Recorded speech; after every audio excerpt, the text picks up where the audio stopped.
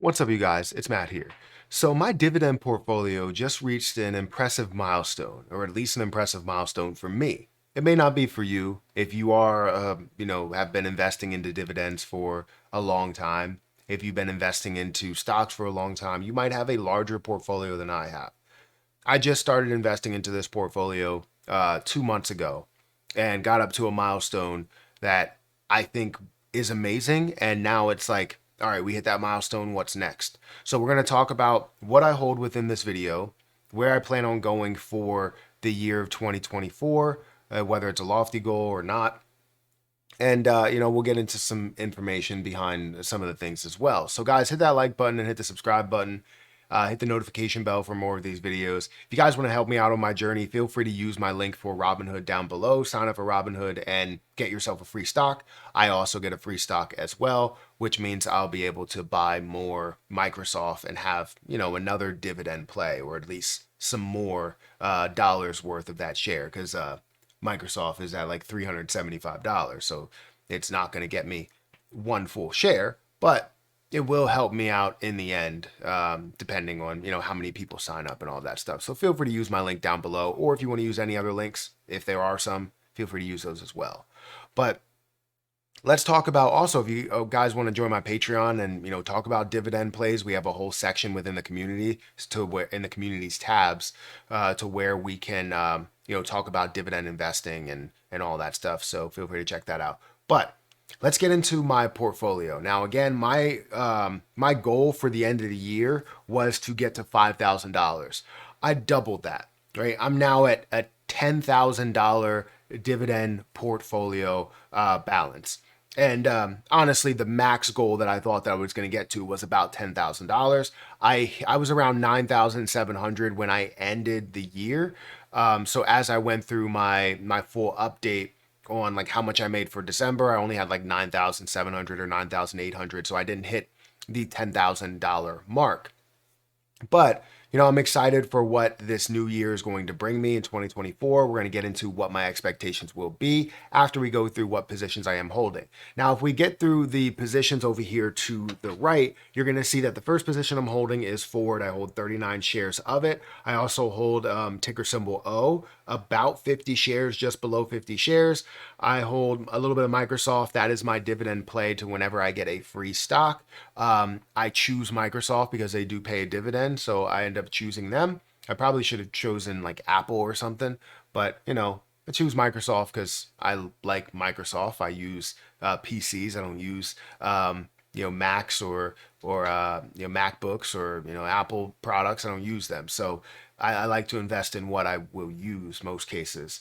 SPHD, I have 43.75 shares of that. Speaking of things that I use, Walmart, I have one share of Walmart, which I actually don't really shop at Walmart as much, but if they do have a good deal or I need to get something that I feel they only have at Walmart, I'll go there.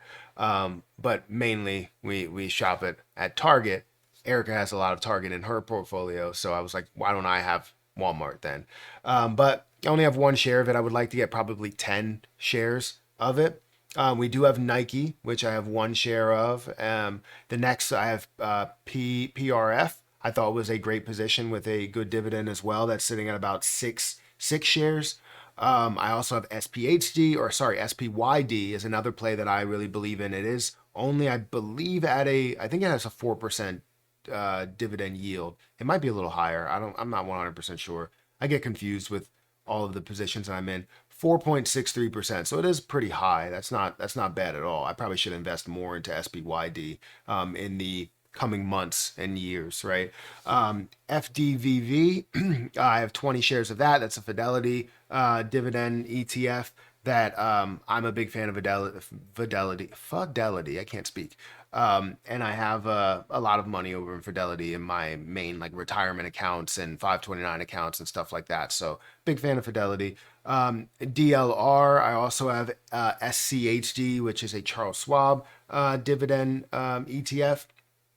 You also have a JEPI, you have KO, and you have VYM that I invested into, and I have 10 shares of that. So I currently am investing pretty much everywhere. I think I'm done buying brand new positions right now and starting to kind of double down on the positions that I do have, not over diversify, because I don't want to keep receiving, 25 cents from one and 5 cents from another. I'd rather receive dollars from certain dividend plays. And right now, I'm receiving somewhere close to $50 per month in dividends, depending on, if I have a certain payout from like a Walmart or a Nike, a quarterly dividend payer rather than a 30-day yield type of thing. So this is my portfolio. Great to see my portfolio there. I have grown this portfolio not only by the amount that I put in, but also by the growth of just the investment or the portfolio itself or the positions itself. I'm up 7% since investing all of this money and continue to invest all this money. And, I'm seeing a $681 increase. So not only did I invest, $9,000, 9,000 plus dollars, I'm also receiving $700, just under $700 in gains over the past 3 months. So that's absolutely phenomenal to be able to see that growth, and I wouldn't be able to be here without that growth. So it's great to see that, and I hope that that growth continues. And as long as I invest into ETFs, you are probably going to see that growth continue and be a slow growth rather than a larger growth that you would see over time with like a Tesla or like an Amazon or something like that, right? An individual position versus an ETF. So, with that being said, as I look at this $10,000 portfolio, what is my goal for the new year? It's 2024. What's my goal for this year? I feel like I haven't invested much in January and I want to invest a lot more. And I think my goal for this year from how much I'm putting in from my standard, revenue that I bring in the door. I plan on investing somewhere around 1,000 a month. So 12,000 over the year from just that. However, other investments that I do have, I plan on adding more. And I'm hopeful that I will see this account instead of being at about 25,000, which would be my goal, 25,000 without anything else, just the money that I have coming in the door, as well as the dividends that are, being added back into the account, redistributed back into the account. I expect it to be somewhere around 25,000 for the end of the year. Now, I do have a little bit of a lofty goal. The lofty goal that I have is $50,000 of an account balance over the next year. And I don't think it's absurd. I think it's something that can be doable, but it all depends on how my crypto investments go. It all depends on how revenue really looks over this next year. And if we see massive forms of revenue, yes, I'm going to throw a lot into the dividend portfolio, and you may see that hit 50,000 within a half a year. Who really knows? But I know by the end of the year, I want to get to at least 50,000, and then we'll talk about my next goal after we get to that point.